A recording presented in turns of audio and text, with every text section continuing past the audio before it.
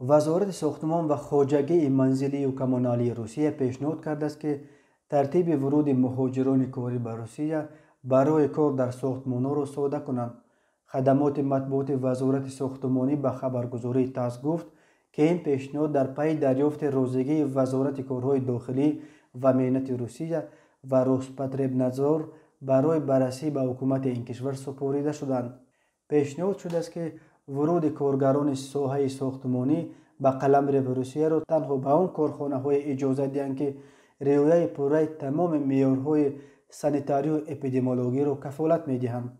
تاکید کرده است خدمات مطبوعات در صحبت با تاس بنا به آمار وزارت ساختمانی روسیه تا 1 دکامبر در 50 منطقه از 77 منطقه روسیه کمبودی نیروی کاری در ساختمان‌ها مشاهده می‌شود.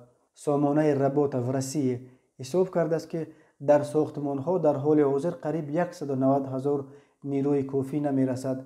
این کمبودی پیش از همه از حساب ناآمدن متخصصان ساختمانی از ازبکستان، اوکراین و تاجیکستان به وجود آمده است. تاکید می‌کند خبرگزاری تاس امسال میلیون مهاجر کاری از کشورهای گوناگون به سبب بسته شدن مرزها به دلیل پاندمی کرونا ویروس نتوانستند به روسیه به مردکاری بیایند.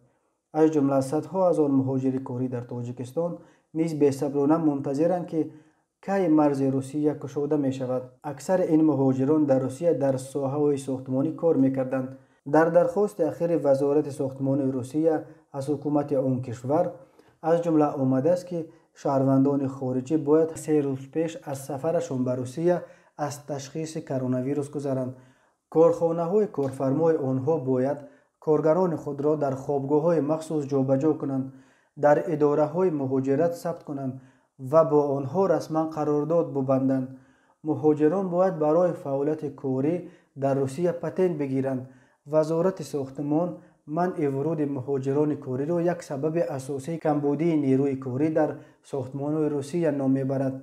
دلیل دیگر به سبب پیدا شدن جای‌های زیاد کاری در کارخانه‌های استحصالی جای کار خود را عوض کردن ده‌ها هزار مهاجر در روسیه درمانده گفته می‌شود. خدمات مطبوعات وزارت ساختمانی روسیه به تاس گفت با وجود بیکاری و اختصارها شهروندان روسیه راضی نیستند که در ساختمان‌ها کاری را که قبلا مهاجران اجرا می‌کردند قبول کنند.